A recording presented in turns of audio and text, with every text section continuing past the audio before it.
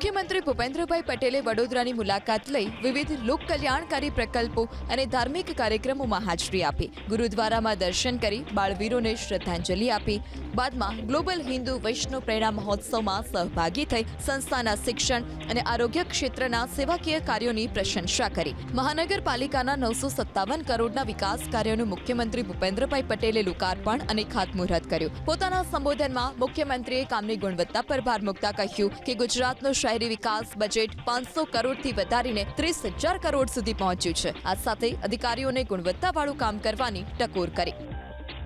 હવે કામ કરો, ક્વોલિટી વાળું કરો, એટલે તમે 5 વર્ષમાં પૈસા વાપરતા થાકી જાઓ